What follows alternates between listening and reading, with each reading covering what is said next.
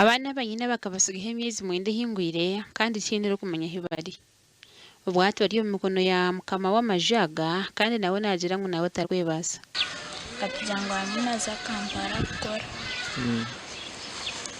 Omu kwakana naagaruka taragarukire. Tinkimuteerera n'esimu ahabw'okuba kugiteera teerako esimu ye. Mbwenu abaana aba bariho ahabw'okubonabona tibakurya, babaire batiine eki bakurya, n'esabuni babaire batagiine, tibabaire batari haishomero. Nkaija nagambiraho chairman yagira ngu tihiine eki bakubaasa, chairman w'omwanya Nkukonjeru yangira ngu nka LC teine eki ekubaasa kubahwera. Okurugira hari Maria Precious nyinabo Atukunda Joveline akabasigaho omu kwezi kwa Kashatu omwaka ogu. Abati batiza haishomero kandi embeera ei bakuturamu n'ey'obusaasi bwonka. Nimba nyenda ngarukeyo ntandike kushoma busa.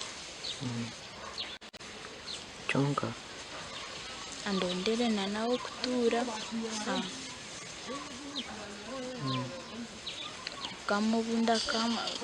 Mukamubunda kamuhereza omugisha. Ningashi nitwe tukiba tukiri aho mama witu agaruka.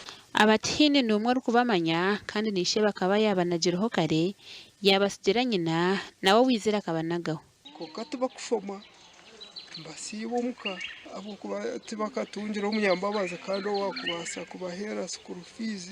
Nyowe nka landlord mbagiriire embabazi nabareka omu nju batakugishashura. Yasingira oine abaana aba nandi abanyambabazi okumwirukangirira n'abaana aba. Omuntu weena owakubaasa kuba nayenda kuhwera abaana aba nabaasa kurabira aha namba y'esimu egi eya 0788 eri omu maziina gatu Yasingura Korebu ninga ije aha office zitu za TV West omu Ruboma Mbarra. Gashakwa L Akiza.